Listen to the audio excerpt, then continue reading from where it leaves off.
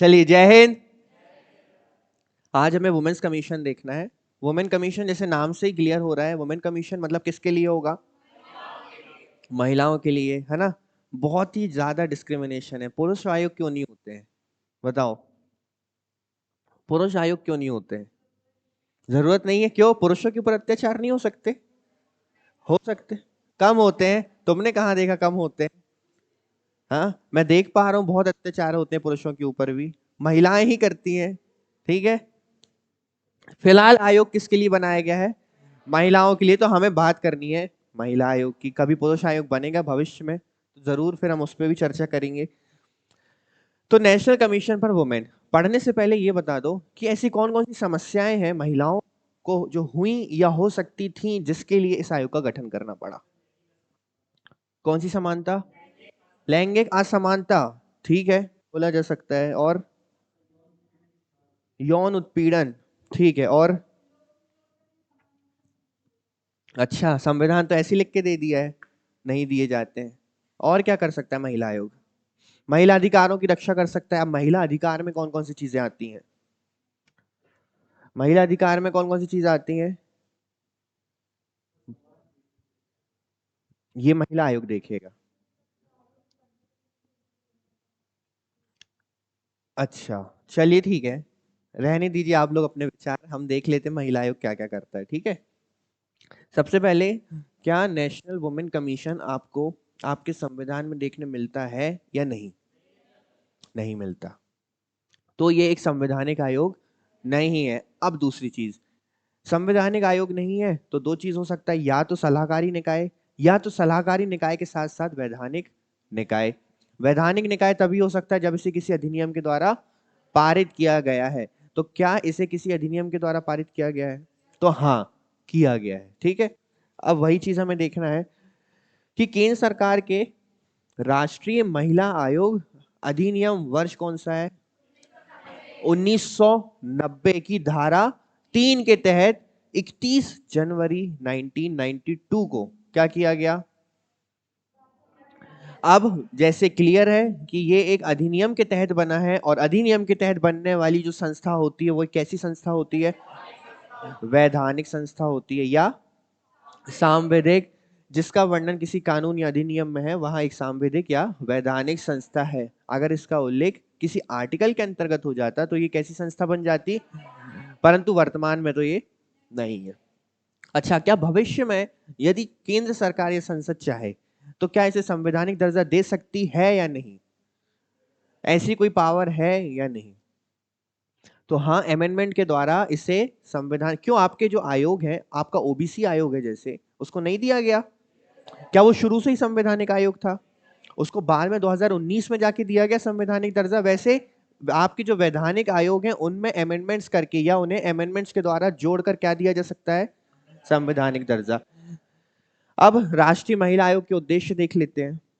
महिलाओं के लिए संवैधानिक और विधायी सुरक्षा उपायों की समीक्षा करना, महिलाओं को प्रभावित करने वाले सभी नीतिगत मामलों पर सरकार को सलाह देना, और शिकायतों के निवारण के लिए क्या करना?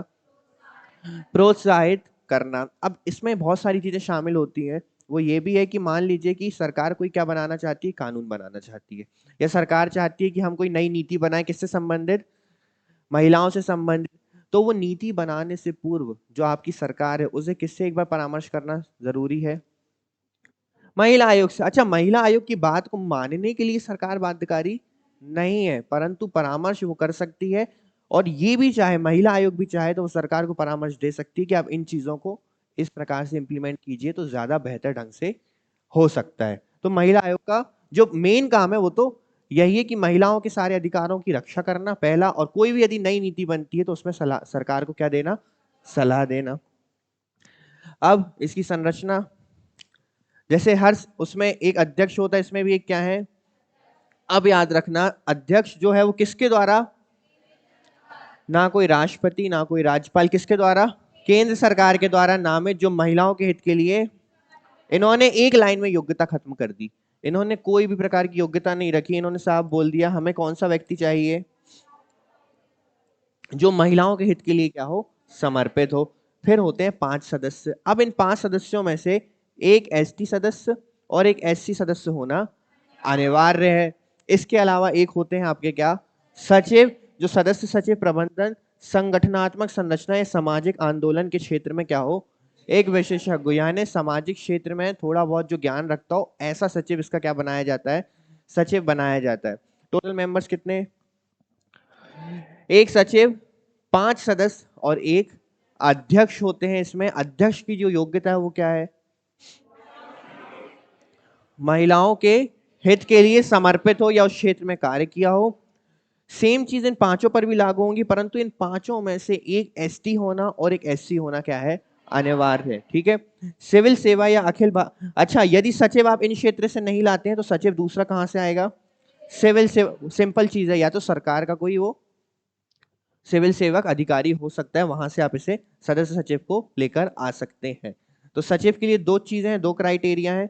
इनके लिए केवल एक ही क्राइटेरिया कि क्या होना चाहिए, महिलाओं के हित में काम किया हो। तो एक अध्यक्ष, सदस्य कितने, 5 और एक सचिव। ठीक है, इसके बाद कार्यकाल, तो अध्यक्ष और सदस्यों सभी का कार्यकाल कितना होगा, 3 वर्ष या 65 वर्ष। या तो आप 3 वर्ष इसमें काम कर लीजिए या 65 वर्ष की आयु को पूर्ण कर लीजिए, ये इनका कार्यकाल होगा। इसके बाद नियुक्ति एवं सेवा शर्तें।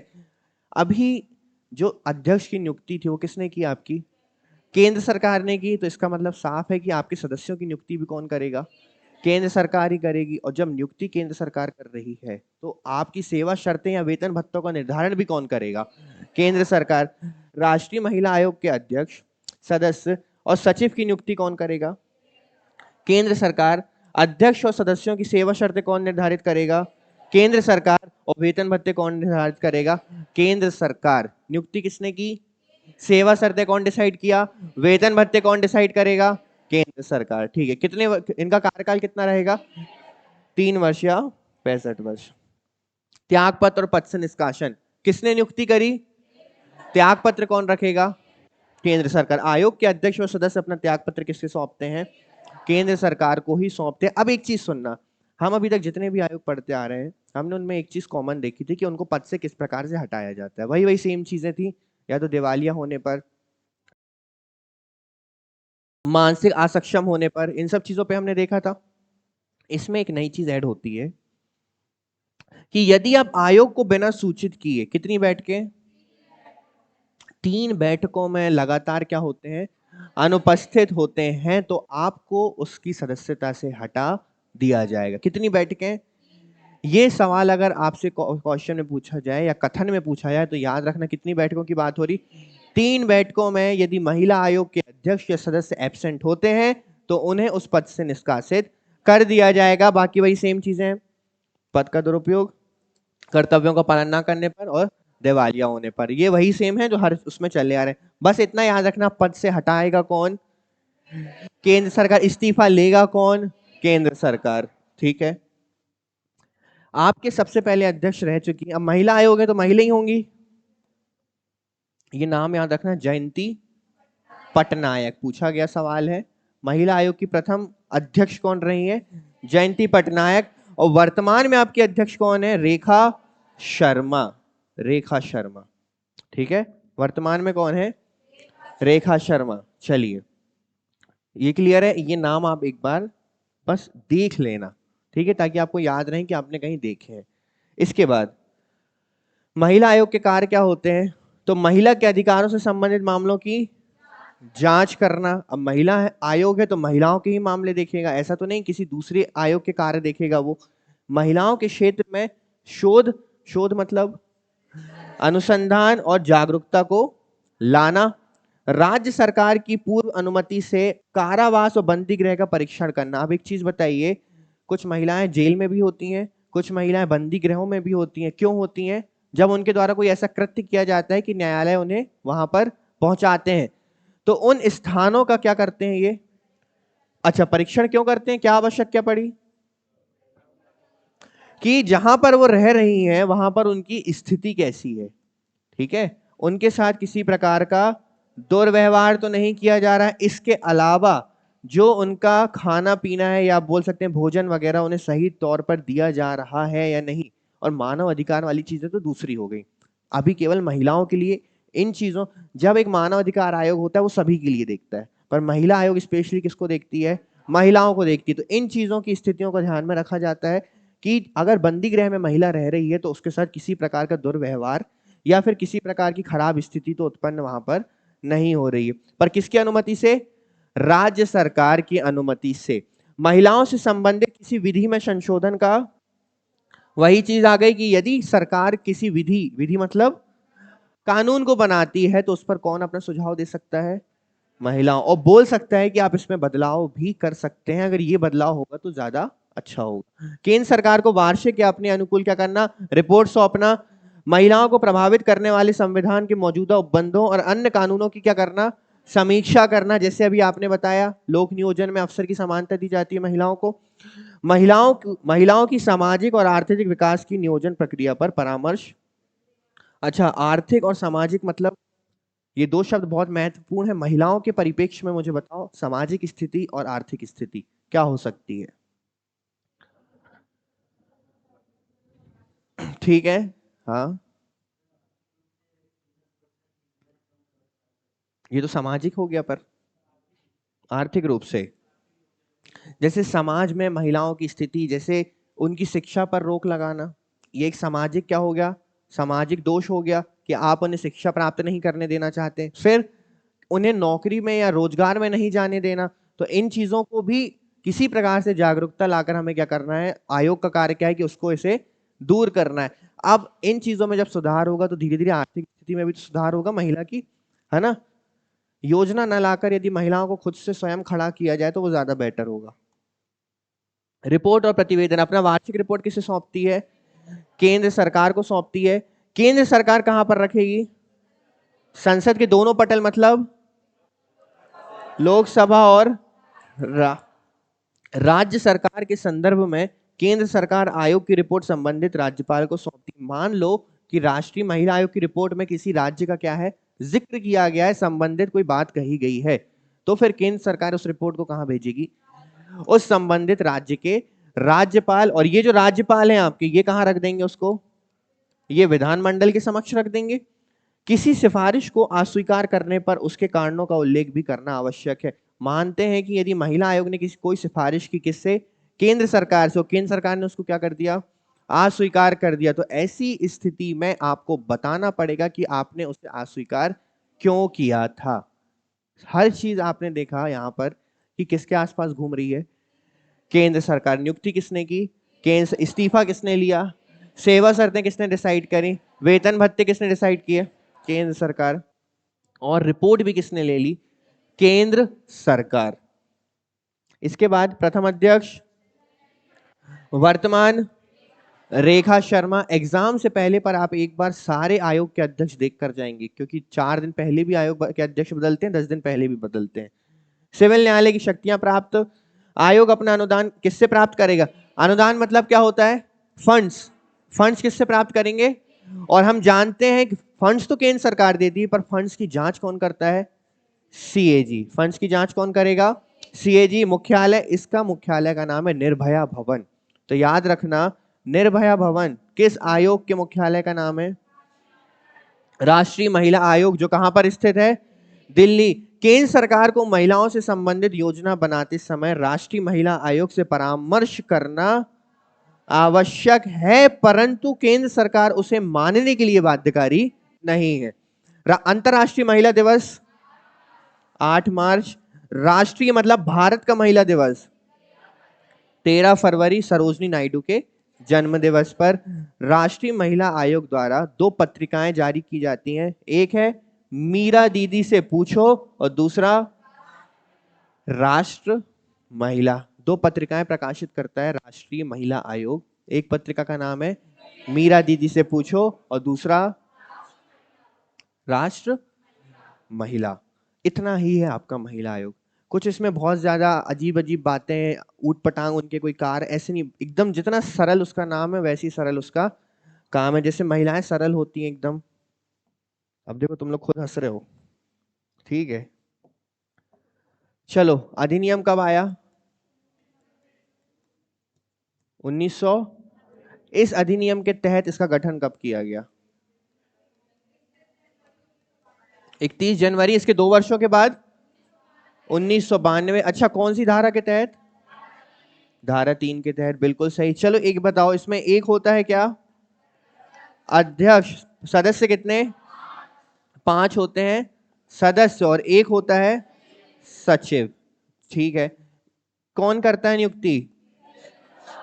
केंद्र सरकार। चलिए, इनका कार्यकाल बताइए कितना होता है? 3 वर्ष या 65 वर्ष। इसके बाद इनकी सेवा शर्तें कौन निर्धारित करेगा? इनकी नियुक्ति कौन करेगा? ठीक है। इनके वेतन भत्ते कौन डिसाइड करेगा? ठीक है। ये अपना इस्तीफा किसे सौंपेंगे? ठीक है। इन्हें पद से निष्कासित कौन कर सकता है? और ये अपनी रिपोर्ट किसे सौंपते हैं? किसे? केंद्र सरकार। चलिए ठीक है। महिला आयोग की पहली अध्यक्ष कौन रही हैं? जयंती पटनायक। वर्तमान? रेखा शर्मा। ठीक है। इसके अलावा अगर केंद्र सरकार को कोई कानून बनाना है तो किससे परामर्श करना होगा? किससे? इसे अनुदान कौन देता है? केंद्र सरकार या राष्ट्रपति? केंद्र सरकार इसे अपना अनुदान देते हैं। और इस अनुदान की जांच कौन करता है? CAG। इसका मुख्यालय कहाँ है? क्या नाम है? निर्भया भवन। निर्भया भवन, दिल्ली। ठीक है। अंतर्राष्ट्रीय महिला दिवस कब मनाया जाता है? 8 मार्च। और राष्ट्रीय महिला दिवस किसके जन्म दिवस पर? इतना ही है महिला आयोग आपका, बस। और कार्य आपको पता है महिला आयोग के कार्य क्या है? मुश्किल था कि सरल है? अब इससे ज्यादा सरल है मध्य प्रदेश का महिला आयोग, है ना। एट द एंड आपको याद क्या रखना है? किस अधिनियम के तहत बना, किस धारा के तहत बना, और किस डेट को इसका क्या किया गया?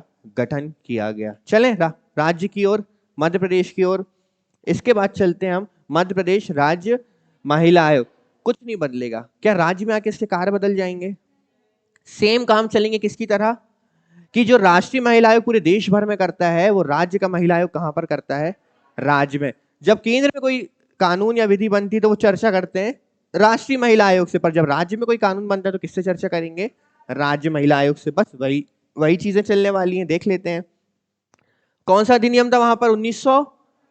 अब अधिनियम 1995, मध्य प्रदेश राज्य महिला आयोग अधिनियम 1995 की धारा 3 के ही तहत 23 मार्च 1998। बस इतना याद रखना है आपको। ठीक है। अधिनियम वहां कौन सा था? 1990। और 1990 के अधिनियम के तहत कब बना था वो? 31 जनवरी 1900, उसके 2 वर्ष के पश्चात। यहां पर अधिनियम 1995, और ये कब बना? 23 मार्च 1998 को किया गया। वो एक संवैधानिक निकाय था या विधिक? विधिक निकाय था। तो ये भी किस प्रकार का निकाय होगा? विधिक ही निकाय होगा, क्योंकि हमें साफ साफ दिख रहा है कि किसके तहत बना है? ये अधिनियम के तहत बना है। इसका मुख्यालय कहां पर है? भोपाल में इसका मुख्यालय। अब उसके उद्देश्य जैसे थे वैसे इसके भी उद्देश्य होंगे। प्रदेश में महिलाओं को सशक्त बनाना। अच्छा, सशक्त बनाना क्या होता है? मजबूत बनाना, इंडिपेंडेंट बनाना। ठीक है। जागरूक बनाना। और क्या बनाना चाहते हो? और कुछ बनाना चाहते हो? आत्मनिर्भर। महिलाओं के हितों की देखभाल व उनके संरक्षण के लिए राज्य महिला आयोग का क्या किया गया है? गठन किया गया है। वैसे आप लोगों को जरूरत नहीं है ना आयोग की। आप लोग सशक्त भी हो, मजबूत भी हो, आत्मनिर्भर बनना बाकी है ना। आत्मनिर्भर बनोगे जब एग्जाम क्लियर करोगे। अब एक चीज सुनना, राज्य महिला आयोग में कितने सदस्य होते हैं? 7 सदस्य होते हैं। सवाल ये नहीं है, सवाल ये है कि इसमें कितने अशासकीय सदस्य होते हैं। तो कितने होते हैं? 5 अशासकीय, मतलब ये सरकारी सदस्य नहीं होते हैं। इसमें जो सरकारी सदस्य होता है वो कौन होता है आपका? एक अध्यक्ष, 5 अशासकीय सदस्य और एक सदस्य सचिव। टोटल आपके 6 होते हैं अशासकीय सदस्य, जिसमें से एक अध्यक्ष होता है, 5 सदस्य होते हैं और एक आपका क्या होता है, सचिव होता है। और सचिव तो आपका सरकारी सदस्य ही होता है।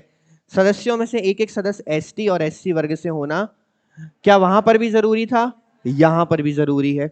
अध्यक्ष एवं सभी अशासकीय सदस्य विशिष्ट क्षेत्र, अब अगर ये सरकारी सदस्य नहीं है तो कहां से आए, सामाजिक कार्यकर्ता, शिक्षा, चिकित्सा, विधि क्षेत्र से मनोनीत किए जाते हैं।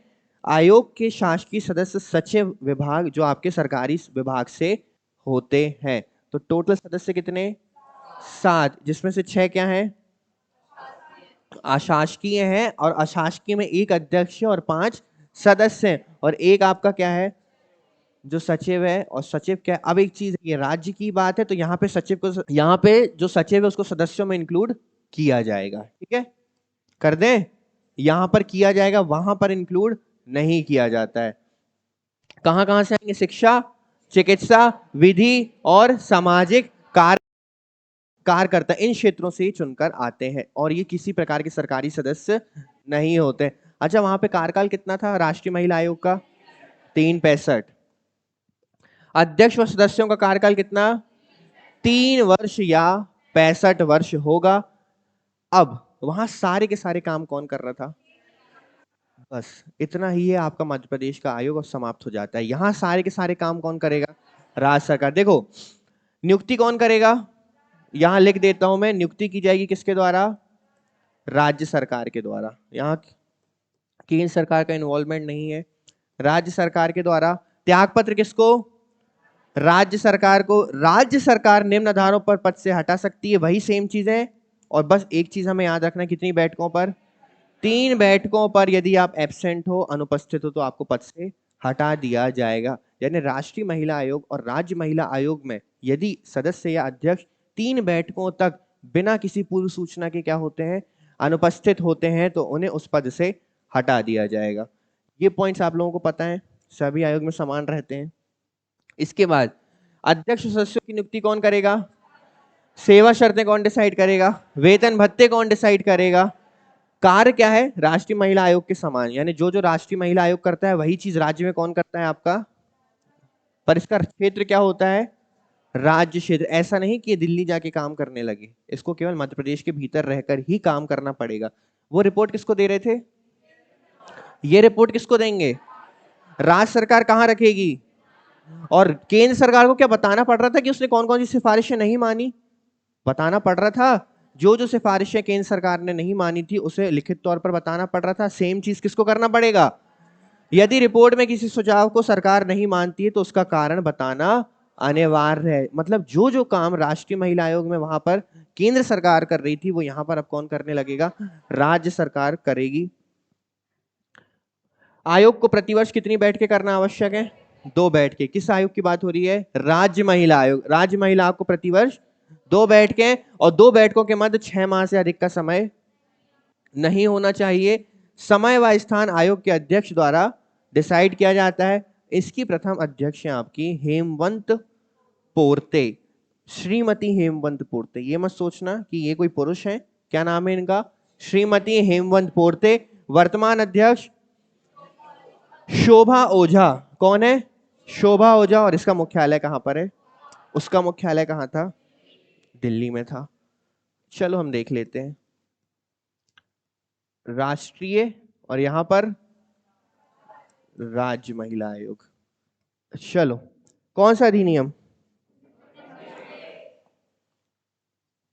अधिनियम कौन सा, 1990। अधिनियम कौन सा, 1995, बिल्कुल ठीक है। धारा कौन सी, धारा 3। यहां पर भी धारा 3। चलिए गठन बताइए कब हुआ, 31 जनवरी 1992। यहां पर 23 मार्च 1998, बिल्कुल सही। चलिए इसमें जो नियुक्ति है सदस्यों की कौन करता है, केंद्र सरकार करती है। यहां पर राज्य सरकार करती है। यहां पर जो टर्म होता है सदस्यों का कितना होता है, 365। यहां पर 3 65। पद से कौन हटाएगा? पद से कौन हटाएगा? सेवा शर्तें कौन डिसाइड करेगा? यहां सेवा शर्तें। इस्तीफा किसे सौंपेंगे? इस्तीफा किसे सौंपेंगे? कितनी बैठकों पर अनुपस्थित होने पर पद से हटाए? कितनी बैठकों पर अनुपस्थित? अपनी रिपोर्ट किसे सौंपेंगे? रिपोर्ट किसे सौंपेंगे? राज्य सरकार। मुख्यालय कहां पर है? नाम क्या है? मुख्यालय कहां पर है? प्रथम अध्यक्ष जयंती पटनायक, प्रथम अध्यक्ष हेमवंत पोर्ते, वर्तमान अध्यक्ष और वर्तमान अध्यक्ष शोभा ओझा। इतना ही है महिला आयोग आपका केवल। क्लियर है? आसान आयोग है, कुछ ज्यादा कॉम्प्लिकेटेड नहीं है। इसमें सारी चीजें समझ में आ गई आप लोगों को? कुछ डाउट है महिला आयोग में कि ये काम क्यों नहीं करते ये, या ये ही काम क्यों करते हैं ये? कोई डाउट नहीं है? किसी की मांग है कि पुरुष आयोग होना चाहिए? है? है? नहीं है। बहुत अच्छी बात, यही तो पुरुषों की खासियत है। चलिए ठीक है, समाप्त करें। चलिए ठीक है, जय हिंद।